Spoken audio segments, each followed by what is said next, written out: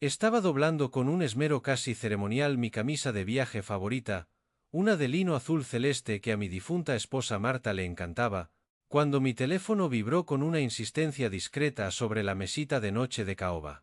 El tejido, suavizado por los años y los lavados, se sentía fresco y familiar entre mis dedos mientras alisaba las últimas arrugas. En mi mente, ya me veía llevándola puesta en esa pequeña y encantadora brasería que Lara, mi hija, había encontrado en un mapa online cerca del Louvre, un lugar con manteles a cuadros, y la promesa de un vino tinto excepcional.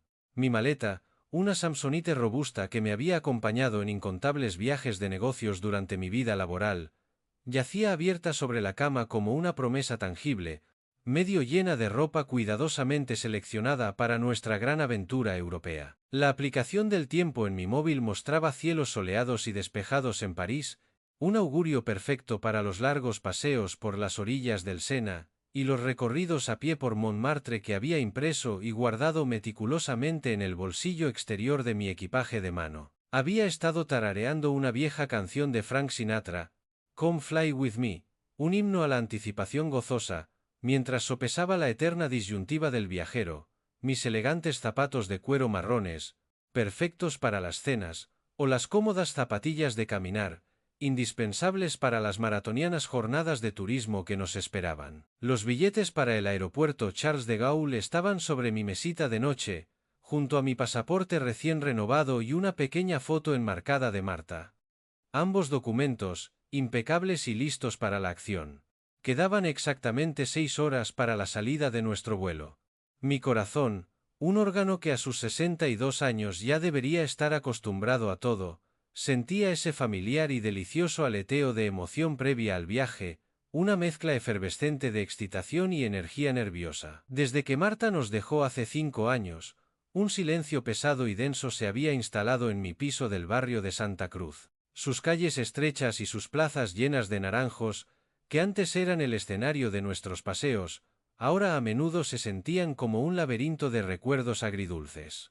Lara había sido mi ancla, mi única y verdadera conexión con la alegría. Verla feliz, casada con Damián y empezando su propia vida, era mi principal objetivo en la vida. Pero la soledad, una vez que se instala, es una compañera persistente y astuta. Por eso, este viaje a París era mucho más que unas simples vacaciones. Era un puente. Una oportunidad para reconectar con mi hija en la ciudad más mágica del mundo, para crear nuevos recuerdos que llenaran algunos de los innumerables espacios vacíos que la ausencia de Marta había dejado. Era, en cierto modo, un viaje que también hacía por ella, para enseñarle a Lara los lugares sobre los que su madre siempre había soñado, pero que nunca llegamos a visitar juntos. Y no era lo único que había hecho por ellos últimamente. Mi generosidad, me daba cuenta ahora en la quietud de mi dormitorio, quizás había sido mi mayor defecto, mi talón de Aquiles. Hacía 2 años, tras verlos luchar con alquileres desorbitados y la incertidumbre del mercado laboral, tomé una decisión drástica. Les compré una casa. Una casa preciosa en Nervión, un barrio moderno y cotizado de Sevilla. Un chalet adosado con un pequeño jardín, 3 dormitorios y una cocina luminosa, perfecto para empezar una familia.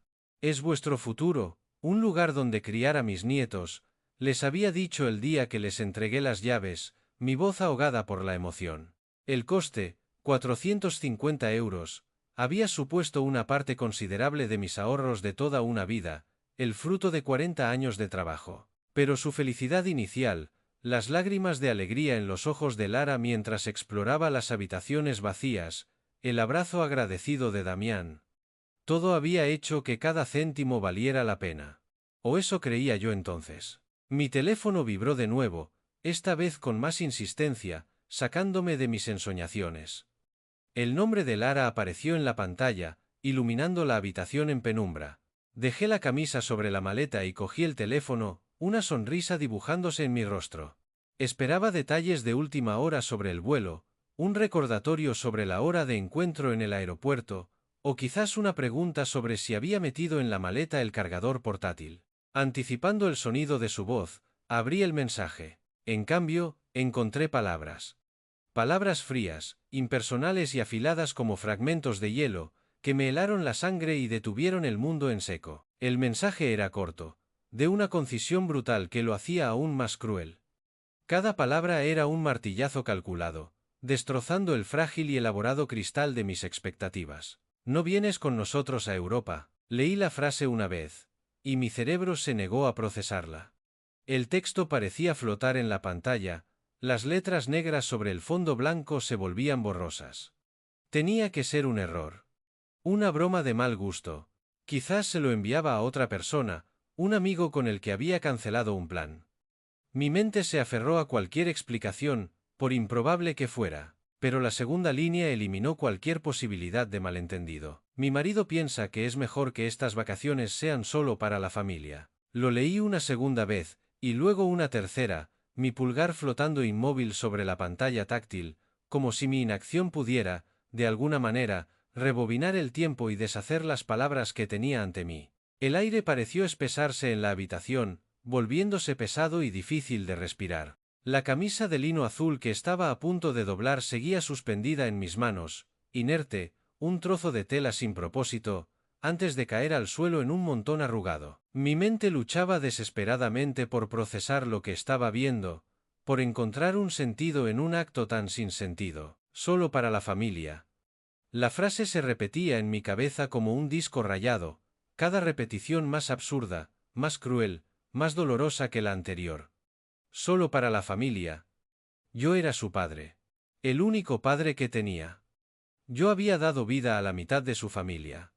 Yo había planeado este viaje con un esmero casi obsesivo, como un general preparando una campaña. Durante incontables noches, después de cenas solitarias, me había sentado frente al ordenador, investigando los restaurantes con las mejores críticas, comparando hoteles con Encanto, trazando itinerarios detallados en mapas de Google, para optimizar cada minuto de nuestro tiempo. Había comprado los billetes de avión, las entradas para el Louvre y el Musée d'Orsay, incluso había aprendido algunas frases básicas en francés en una aplicación, soñando con el momento de sorprenderla pidiendo un café au lait en una terraza parisina.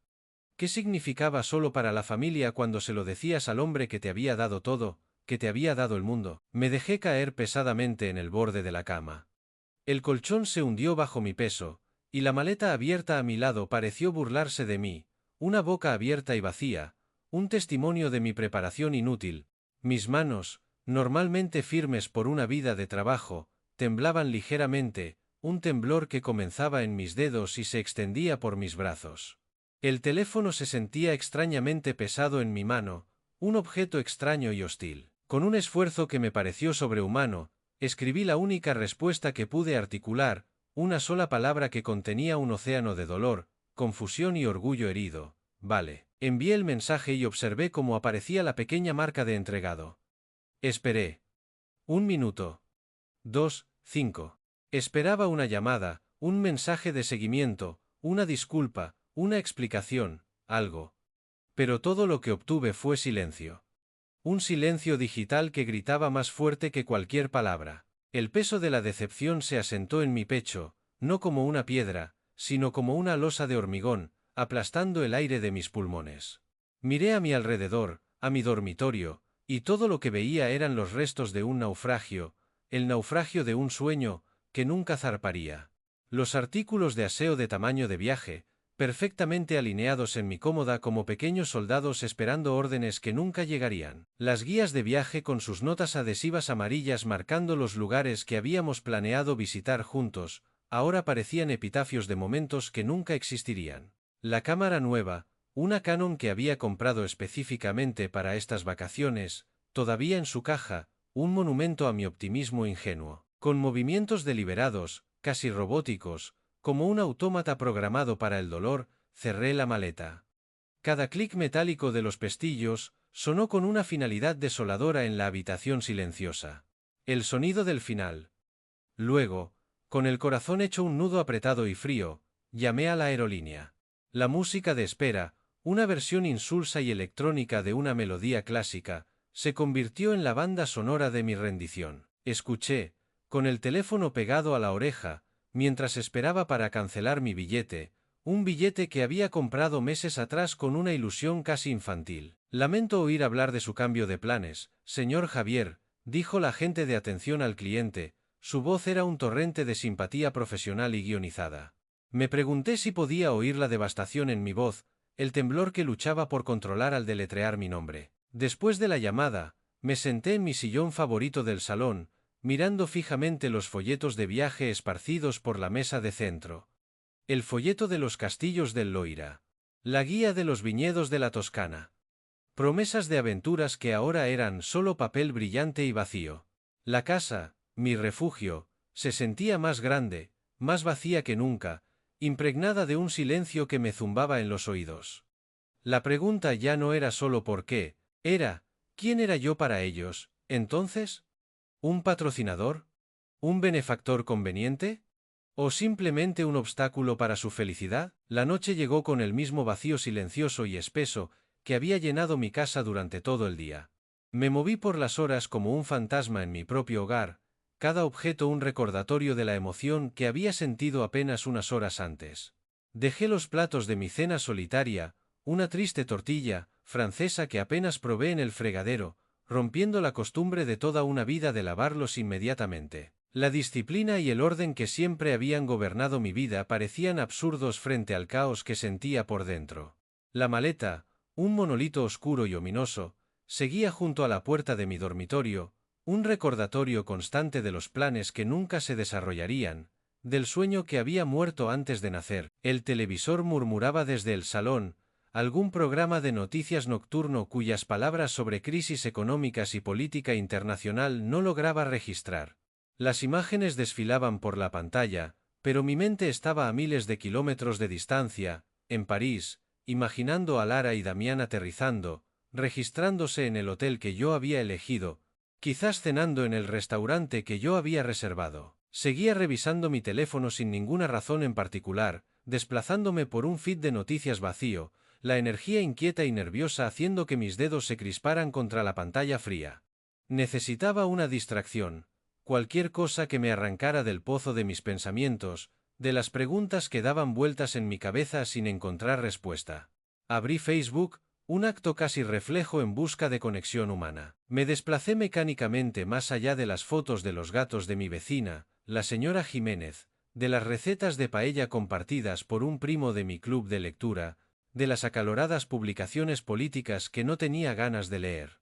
El familiar brillo azul de la pantalla era extrañamente reconfortante en la creciente oscuridad de mi salón, una pequeña ventana a un mundo que seguía girando, ajeno a mi dolor. Y entonces lo vi.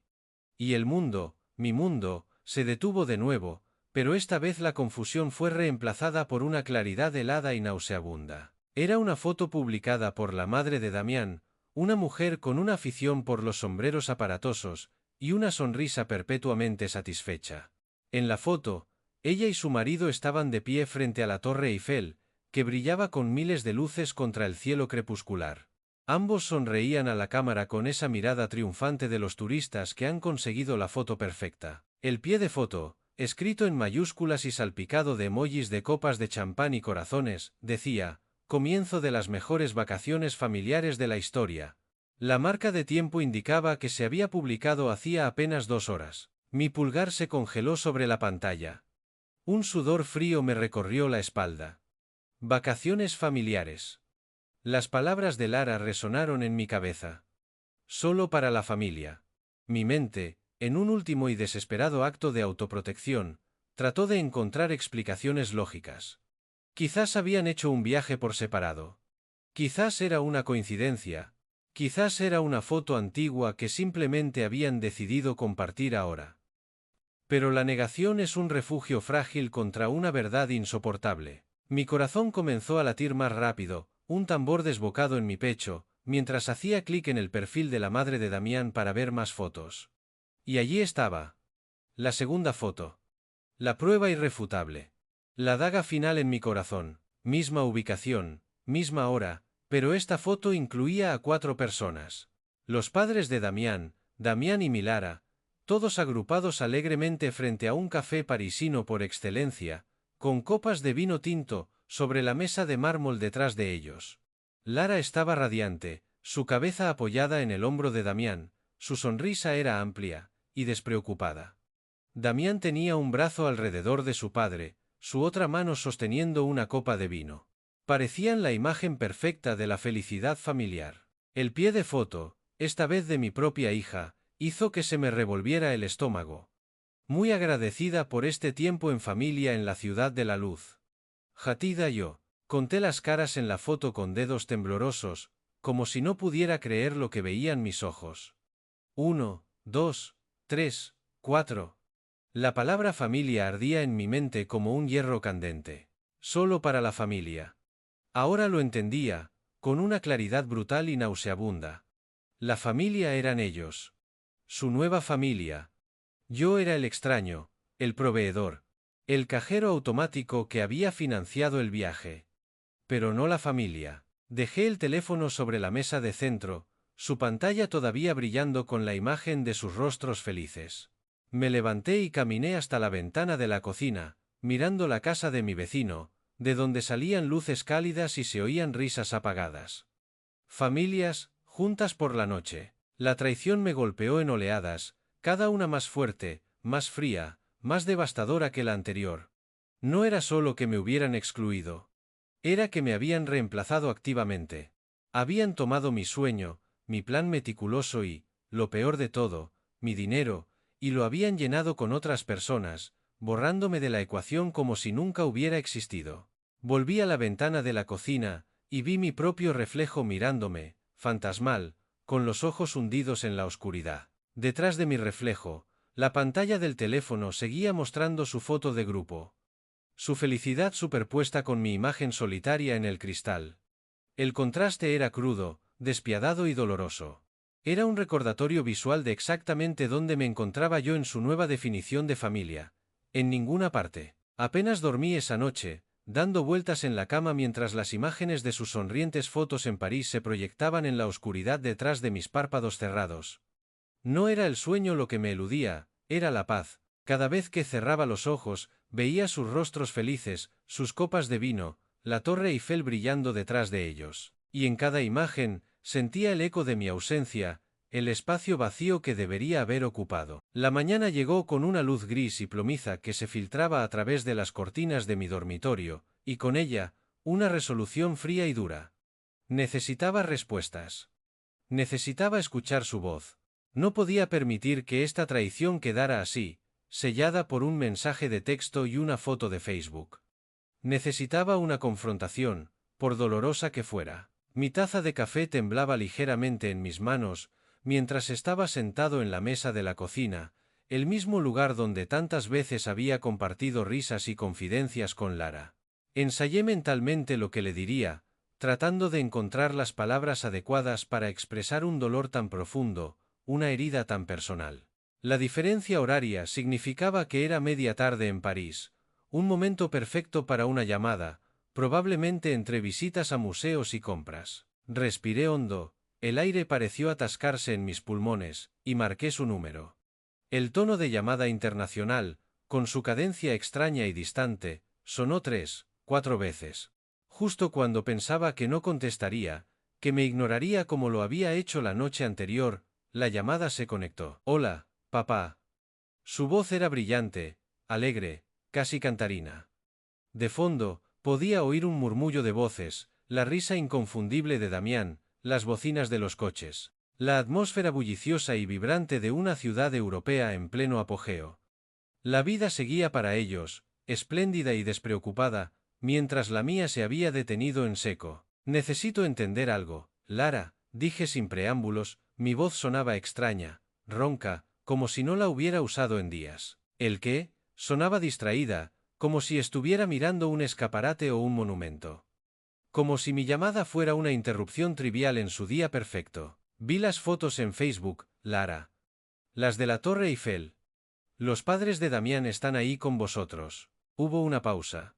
Una pausa larga, cargada de una tensión que cruzó el Atlántico en un instante. El ruido de fondo pareció desvanecerse. Pude imaginarla apartándose, tapándose un oído con la mano. Luego su voz regresó, pero era diferente. La calidez había desaparecido, reemplazada por un tono defensivo y cortante. Papá, podemos explicarlo, no es lo que parece. Ah, ¿no? Porque parece que me dijiste que el viaje era solo para la familia, y luego te llevaste a la familia de tu marido en mi lugar, con el billete que yo pagué. Eso es exactamente lo que parece, Lara. Su tono se volvió más frío, casi hostil.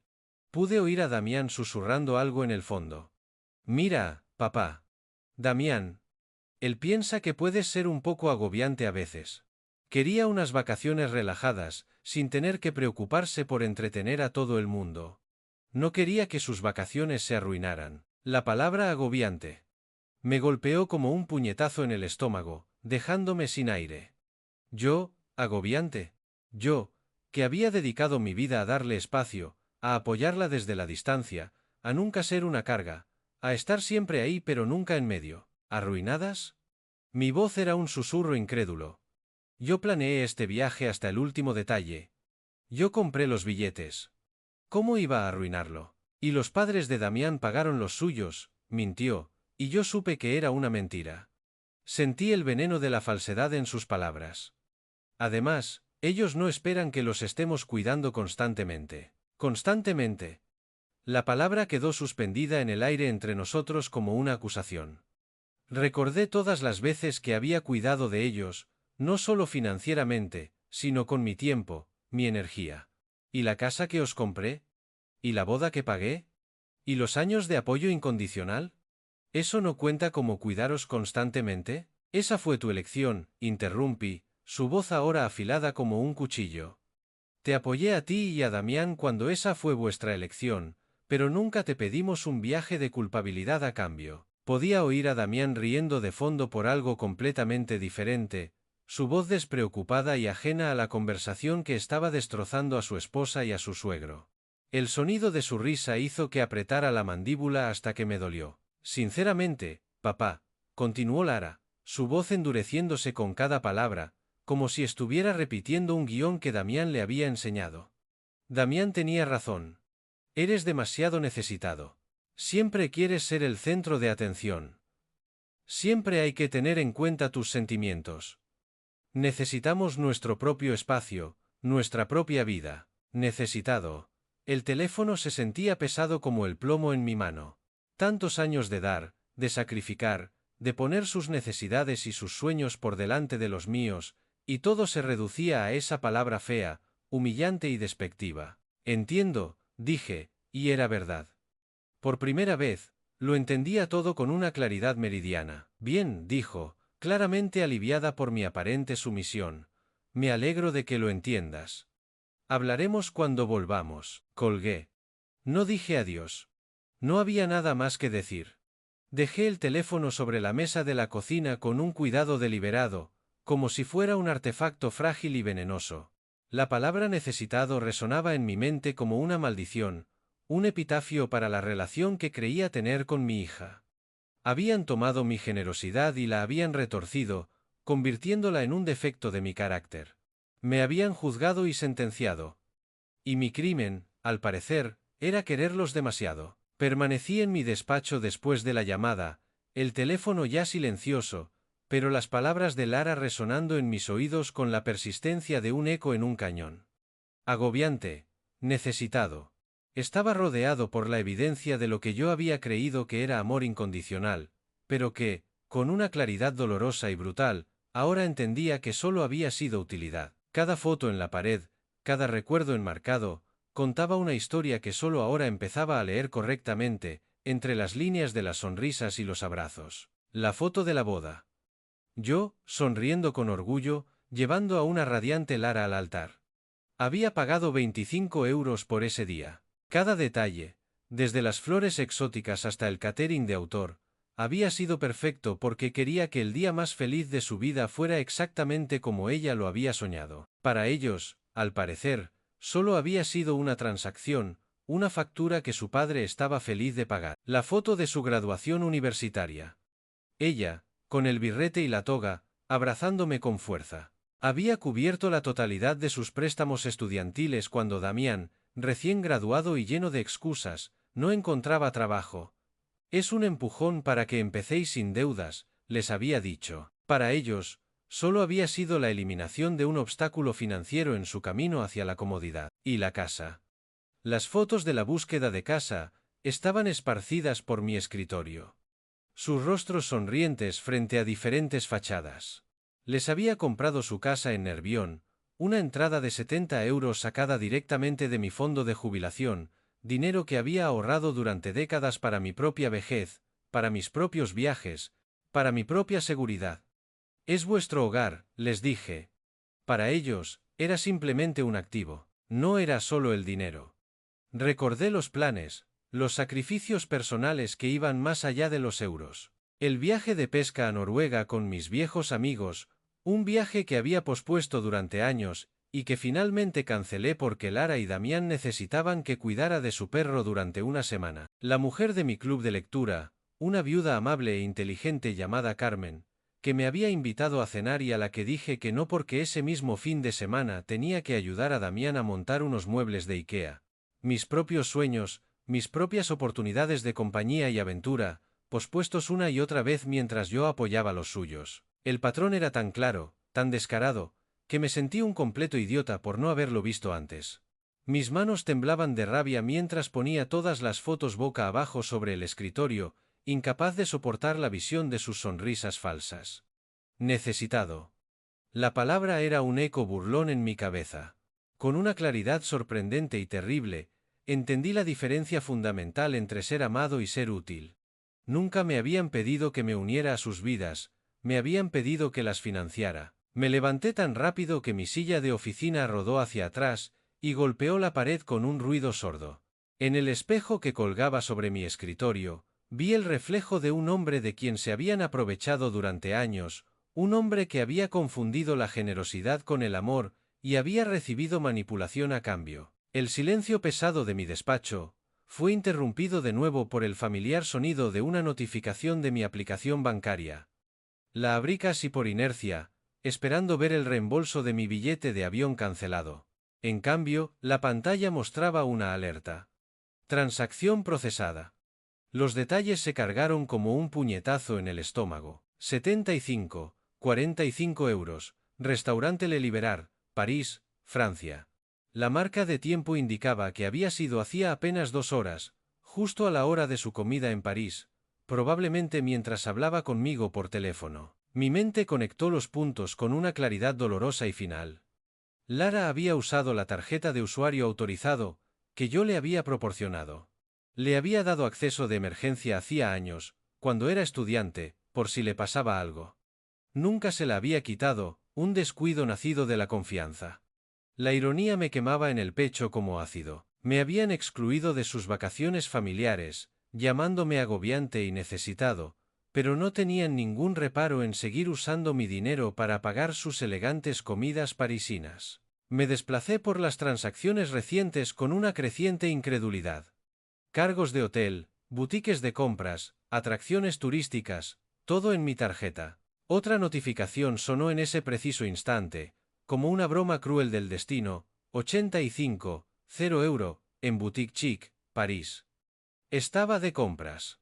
De compras con mi dinero, probablemente justo después de colgarme el teléfono. Esa fue la gota que colmó el vaso. Se acabó la pena. Se acabó la confusión. Solo quedaba una fría y dura resolución. Abrí la sección de gestión de tarjetas de la aplicación, navegando hasta usuarios autorizados. El nombre de Lara estaba allí, en letras negras digitales, representando años de acceso financiero que yo había concedido por amor y que había sido correspondido con manipulación. Mi dedo se cernió sobre el botón Eliminar usuario. Una parte de mí, el padre que la había acunado en sus brazos, dudó por un instante. Pero el hombre que acababa de ser llamado necesitado y al que le estaban vaciando la cuenta desde París, no dudó en absoluto. Apareció la pantalla de confirmación. ¿Está seguro? Esta acción no se puede deshacer. Apreté sí. Eliminar inmediatamente. La pantalla lo confirmó. Acceso de usuario autorizado revocado. Sentí mi primer sabor de control real en años, una sensación a la vez extraña y profundamente satisfactoria. La revolución silenciosa había comenzado. La mañana siguiente me encontró en la mesa de mi cocina, disfrutando de verdad de mi café por primera vez en días. El periódico de la mañana estaba extendido ante mí, y estaba leyendo sobre las graduaciones del instituto local, un recordatorio de una inocencia y una esperanza que parecían de otra vida, cuando mi teléfono sonó con una persistencia agresiva y estridente. El número internacional era uno que ya reconocía. Comprobé la hora, las 9:00 a.m. Aquí, lo que significaba las 4:00 p.m. en París, probablemente la hora de la merienda o las compras de media tarde. Dejé que sonara 2 veces, saboreando el pequeño cambio de poder. Ya no estaba ansioso por complacer ni preocupado por perderme su llamada. Buenos días a ti también, Lara, dije, mi voz era tranquila, casi alegre, y oí su brusca inspiración al otro lado. Papá, ¿qué le has hecho a la tarjeta? Su voz era inmediatamente exigente, despojada de cualquier pretensión de cortesía filial. He eliminado tu acceso a mi cuenta, respondí con sencillez. No me vengas con esas. Intenté pagar la comida en un restaurante y fue rechazada delante de los padres de Damián. La estridencia en su voz podría haber cortado el cristal. El camarero tuvo que volver 3 veces. Fue humillante. Vaya, eso debe de haber sido embarazoso, respondí, tomando otro sorbo lento de mi café, y mirando por la ventana mi jardín bien cuidado. ¿Embarazoso? Fue mortificante. No puedes hacerme esto.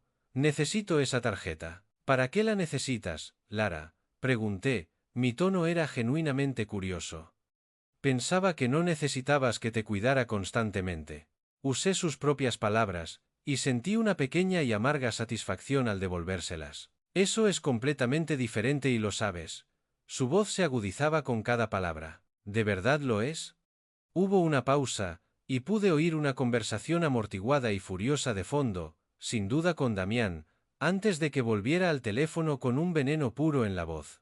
Arregla esto ahora mismo o habrá consecuencias. Te lo advierto, papá. ¿Qué tipo de consecuencias, Lara? ¿Vas a dejar de hablarme? Creo que ya hemos pasado ese punto. Damián y yo hemos estado hablando, dijo, y supe que lo que venía a continuación eran las palabras de él, no las de ella. Cuando volvamos, vamos a empezar a buscar residencias para mayores. Mi taza de café se detuvo a medio camino de mis labios. El mundo pareció detenerse por un segundo. ¿Residencias para mayores? Te estás haciendo mayor, papá. Obviamente no puedes manejar tus finanzas de manera responsable, tomando decisiones impulsivas como esta. Es por tu propio bien. La crueldad en su tono, la forma en que repetía como un loro las manipulaciones de su marido, era impresionante.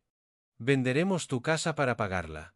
De todos modos, no necesitas todo ese espacio. Oí la voz de Damián de fondo, clara esta vez. Dile que es por su propio bien. Que lo hacemos porque nos preocupamos. Damián dice que es por su propio bien, repitió ella obedientemente. Me senté en un largo silencio, procesando la magnitud de su amenaza. No solo querían mi dinero, querían mi casa, mi independencia, mi vida. Querían meterme en un asilo y vender mi hogar, el hogar donde había criado a Lara, para poder seguir financiando su estilo de vida. La audacia era tan monumental, tan monstruosa, que casi me hizo reír. Papá, ¿me estás escuchando? Restablece el acceso a mi tarjeta. Ahora, he oído cada palabra, Lara, dije, mi voz ahora era de un calme glacial. Bien. Entonces, lo arreglarás. Namba. Un silencio atónito al otro lado. ¿Qué? ¿Qué quieres decir con no? Quiero decir, no. Disfrutad del resto de vuestras vacaciones familiares. Papá, no te atrevas a colgarme. Colgué. Dejé el teléfono boca abajo sobre la mesa. Mis manos estaban perfectamente firmes. El miedo, el dolor, la confusión. Todo se había evaporado, reemplazado por un propósito de acero. Me levanté, dejando el café sin terminar, y caminé hacia mi despacho con pasos decididos y firmes. Había trabajo que hacer. Saqué la escritura de su casa en la calle de los Naranjos del archivador, extendiéndola sobre mi escritorio como un plan de batalla. Mi nombre, Javier García, figuraba como único propietario. Recordé su promesa de hacía 2 años. La transferiremos a nuestros nombres una vez que todo esté arreglado. Pero siempre estaban demasiado ocupados, siempre había una excusa. Su pereza y su arrogancia se habían convertido ahora en mi mayor ventaja. Encontré la tarjeta de visita de Marcus Chen, el agente inmobiliario, En el cajón de mi escritorio. Un hombre bueno y discreto. Cogí las llaves de mi coche. Era hora de pasar a la ofensiva. La oficina de inmobiliaria Chen estaba en una casa victoriana restaurada con un gusto exquisito en el corazón de Sevilla, un testimonio del cuidado y la atención al detalle que Marcus ponía en su trabajo. Me recibió con una sonrisa genuina que se desvaneció ligeramente al ver la expresión de mi rostro. Javier. Qué alegría verte.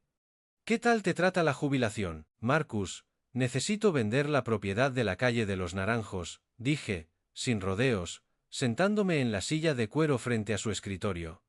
Y necesito hacerlo rápidamente. Marcus se reclinó en su silla, entrelazando los dedos. Su sonrisa de bienvenida fue reemplazada por una expresión de profesionalidad y preocupación. Sus ojos experimentados, acostumbrados a leer a las personas tanto como a los contratos, leyeron algo en mi rostro. La casa que compraste para Lara. ¿Está todo bien, Javier? Si hay problemas, quizás pueda mediar. Todo está perfectamente, mentí con una calma que me sorprendió a mí mismo. Simplemente necesito liquidarla. Un cambio de planes de inversión. ¿Cómo está el mercado? Marcus, percibiendo mi reticencia a dar detalles, asintió y se giró hacia su ordenador. Sus dedos volaron sobre el teclado con una eficiencia practicada. El mercado está al rojo vivo ahora mismo, Javier, especialmente en Nervión. La demanda supera con creces la oferta. Propiedades como esa, con el jardín y la reforma reciente. Podríamos conseguir 460, quizás 470 euros. La cifra me golpeó con una oleada de satisfacción. Había pagado 450 euros hacía 2 años. ¿Cómo de rápido estamos hablando? Pregunté, mi voz era firme. Con el precio adecuado, podríamos tener ofertas en cuestión de días. Si lo ponemos a un precio competitivo para una venta rápida, podría ser incluso más rápido. Ponle un precio para que se venda ya, lo antes posible. Sacó los papeles del contrato de venta, su profesionalismo era un bálsamo tranquilizador en medio de mi tormenta interna. Necesitaremos fotos, quizás algo de homestaging, para resaltar sus puntos fuertes. Podría tener a mi equipo allí mañana por la mañana. La casa está actualmente ocupada, le informé, pero los residentes están fuera del país. Oh, ¿se encargará Lara de las visitas y de preparar la casa? Lara está en Europa, dije, mi tono no dejaba lugar a más preguntas. Yo tengo las llaves.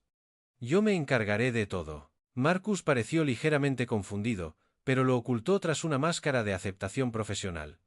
Firmé el contrato de venta, mi firma era firme y decisiva. Al día siguiente, mientras el fotógrafo de Marcus trabajaba en la casa de la calle de los Naranjos, capturando imágenes luminosas y atractivas de una vida que estaba a punto de ser desmantelada, yo estaba al teléfono, organizando la siguiente y crucial fase. Mudanzas David, una pequeña empresa familiar, era exactamente lo que necesitaba. Necesito vaciar una casa entera y llevarlo todo a un guardamuebles mañana, le expliqué a David, el propietario, cuya voz grave y directa inspiraba confianza. Entendido, dijo, sin hacer preguntas indiscretas. Situación familiar, añadió con un tono que sugería que había navegado por estas aguas turbulentas antes. Entendido, señor. Seremos eficientes, rápidos y respetuosos. El viernes por la mañana, llegué a la propiedad a las 7:45 a.m. El camión de mudanzas de David ya estaba allí, un gigante blanco y azul aparcado en la calle. Abrí la puerta principal con mi llave de repuesto. La casa, silenciosa y ajena al drama, parecía esperar. Recorrimos habitación por habitación, David tomando notas en su portapapeles. Insistí en ayudar, a pesar de las protestas de David. Necesitaba hacerlo. Necesitaba sentir el peso físico de sus pertenencias, el peso de mis decisiones. Mientras vaciaba el armario de su dormitorio, encontré los álbumes de fotos de su boda. Al hojearlos, noté algo que nunca antes había registrado.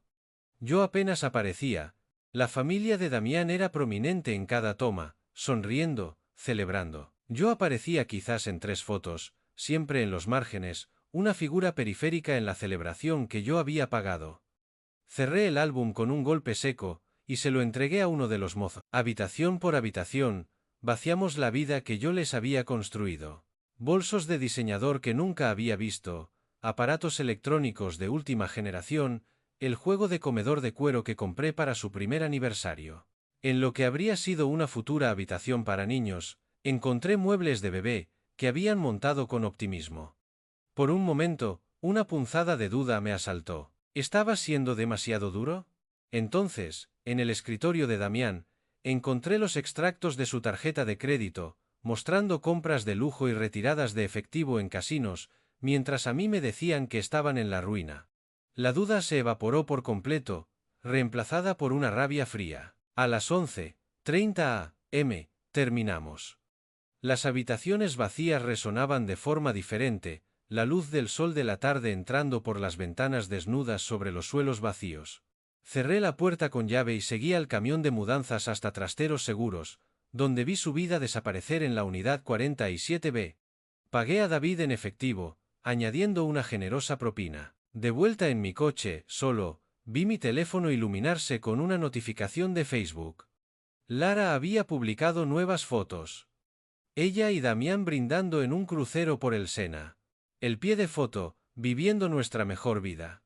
Una sonrisa amarga se dibujó en mi rostro. No por mucho tiempo. El viernes por la tarde, estaba sentado en la oficina de la notaría, el olor a papel viejo y café fuerte flotando en el aire. Firmé los últimos documentos de la venta con una precisión metódica, mi pluma deslizándose sobre el papel con una finalidad satisfactoria. La oferta había sido incluso mejor de lo esperado. 460 euros, en efectivo, de una pareja joven y ansiosa por mudarse. Conocí a los compradores, Miguel y Sara, de unos 30 años, sus rostros iluminados por la emoción de comprar su primera casa. Eran el tipo de pareja joven y esperanzada que me recordaba a Lara y Damián al principio, antes de que el cinismo, la codicia y la influencia de Damián se apoderaran de mi hija. Nos encanta lo que ha hecho con el jardín, las rosas son preciosas, dijo Sara durante nuestro recorrido final por la casa ahora vacía. Asentí con una sonrisa, sin mencionar que yo no había plantado ni una sola de esas rosas. Es perfecta, dijo Miguel, aceptando las llaves con una sonrisa radiante que reflejaba la mía de hacía 2 años. Podemos empezar a mudarnos mañana por la mañana. Les deseé toda la felicidad del mundo, y lo decía en serio. Esa casa merecía una familia de verdad. La confirmación de la transferencia bancaria apareció en la pantalla de mi teléfono mientras salía de la notaría. Había convertido mi gesto de amor paternal, un gesto que había sido despreciado y ridiculizado, en una sólida y rentable victoria empresarial. El sábado por la mañana, decidí pasar por la propiedad una última vez, atraído por una mezcla de curiosidad y la necesidad de un cierre definitivo. Cuando llegué, un camión de mudanzas de U-Haul ya estaba en la entrada, sus puertas traseras abiertas de par en par. Miguel y Sara estaban dirigiendo a los mozos con una energía contagiosa y feliz. Vi cómo llevaban una cuna al interior, seguida de cajas etiquetadas como juguetes. Una familia joven, empezando de nuevo en una casa que, esperaba, ahora estaría llena de la alegría que se merecía. Aparqué al otro lado de la calle, bajo la sombra de un jacarandá, observando la escena. Sara, con guantes de jardinería, ya estaba arrancando algunas malas hierbas en el jardín delantero mientras Miguel, en el patio trasero, empezaba a montar un columpio. Era una imagen de felicidad doméstica, un futuro brillante, un futuro que yo había imaginado para mi propia familia. Mi teléfono sonó. Un número internacional. Era Lara. Contesté justo cuando un taxi, con la luz verde de libre apagada, se detenía frente a la casa. Un momento perfecto, casi poético en su crueldad. Lara salió primero del taxi, con el rostro cansado por el viaje, pero inmediatamente alerta al examinar la escena.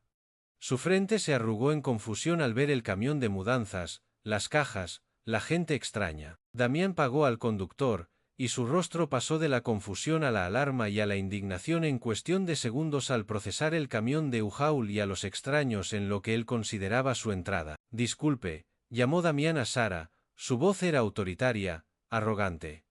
Sara levantó la vista de su jardinería, su rostro reflejaba una curiosidad amistosa. ¿Qué creen que están haciendo en nuestra casa? Miguel, al oír las voces, apareció en la puerta, con un fajo de papeles en la mano, probablemente la escritura. ¿Su casa? Lo siento, pero creo que ha habido un gran error. Compramos esta casa ayer. Salí de mi coche y caminé tranquilamente hacia la escena, cruzando la calle con pasos firmes. Saqué un sobre blanco del bolsillo interior de mi chaqueta. Lara me vio acercarme, y su rostro pasó de la confusión a la comprensión y a la furia pura en el lapso de 3 segundos.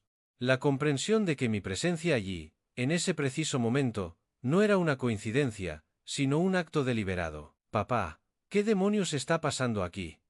La voz de Lara tenía ese filo agudo y estridente que me había cansado de oír. ¿Por qué hay extraños en nuestra casa, señor? No sé quién es usted, le dijo Damián a Miguel, ignorándome por completo. Pero necesita sacar sus pertenencias de aquí inmediatamente. Esta es nuestra propiedad. Miguel, un joven sensato, levantó su documentación. Tengo la escritura aquí mismo, firmada ante notario. Cerramos el trato ayer. Esta es nuestra casa. Eso es imposible, gritó Damián. Me adelanté, mi voz tranquila pero con una autoridad que silenció a todos. No será necesario llamar a la policía. Lara, Damián, la casa ha sido vendida, dije, mi voz era uniforme, desprovista de emoción. Porque me pertenecía a mí. El rostro de Damián se enrojeció de ira. ¿Qué quieres decir con que te pertenecía a ti? Tú nos la diste. Os di el uso de ella. Un regalo que, claramente, no apreciasteis. Pero la escritura original, revisadla si queréis. Nunca fue transferida a vuestros nombres. Legalmente, siempre fue mi propiedad. No puedes simplemente vender nuestro hogar, chilló Lara, las lágrimas de rabia comenzaban a brotar. Puedo vender mi propiedad, respondí con calma. Y eso es exactamente lo que he hecho. Esto es un robo. Te demandaremos, gritaba Damián ahora, su rostro a centímetros del mío. ¿Con qué dinero, Damián? Creo recordar que vuestras tarjetas de crédito fueron rechazadas en París.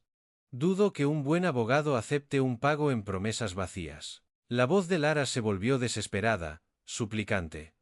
¿Dónde se supone que vamos a vivir, papá? ¿Dónde están todas nuestras cosas? Le extendí el sobre blanco que había estado sosteniendo. Damián lo arrebató, abriéndolo con dedos furiosos. Leyó en voz alta, su voz temblaba de rabia, trasteros seguros, unidad 47B, calle Brady. Un trastero. La voz de Lara se quebró. Has metido toda nuestra vida en un trastero. He conservado todo cuidadosamente. El primer mes de alquiler está pagado. Después de eso, es vuestro problema. Esto es una locura. No puedes hacerle esto a la familia, gritó Damián. La familia no excluye a los padres de las vacaciones familiares, y luego les amenaza con meterlos en un asilo, respondí, mis palabras eran dardos de hielo. ¿Cómo pudiste hacerle esto a tu propia hija? La voz de Lara se volvió manipuladora, el tono que había usado desde la infancia cuando quería algo. La miré, de verdad la miré, por un largo momento. ¿Cómo pudisteis vosotros hacerle lo que le hicisteis a vuestro propio padre? Me di la vuelta y caminé hacia mi coche con pasos medidos. Esto no ha terminado, gritó Damián detrás de mí. Entré en mi coche y arranqué el motor. Sí, lo está, susurré para mí mismo. 3 meses después, gané la frívola demanda que interpusieron. El juez fue minucioso, y poco comprensivo con sus reclamaciones. El día que recibí la noticia, no sentí euforia, solo una tranquila sensación de cierre. Fui a un refugio de animales. Max, un golden retriever de 3 años con ojos tristes, me estaba esperando. La conexión fue instantánea. Una semana después, con Max de copiloto, conduje una autocaravana Airstream nueva fuera de Sevilla. El cartel de la autopista decía, Pirineos, 500 kilómetros. Max tenía la cabeza por la ventana, el viento en sus orejas, y mi mano estaba firme en el volante. Ambos, finalmente, libres. Esa noche, nos detuvimos en un mirador panorámico en las montañas. Abrí una silla de camping mientras el sol se ponía, pintando el cielo con tonos de naranja y púrpura, que nunca me había tomado el tiempo de notar antes. Max se acomodó a mi lado, contento y leal, sin más agenda que la compañía. Por primera vez en años, no me sentía necesitado ni agobiante. Me sentía exactamente donde debía estar,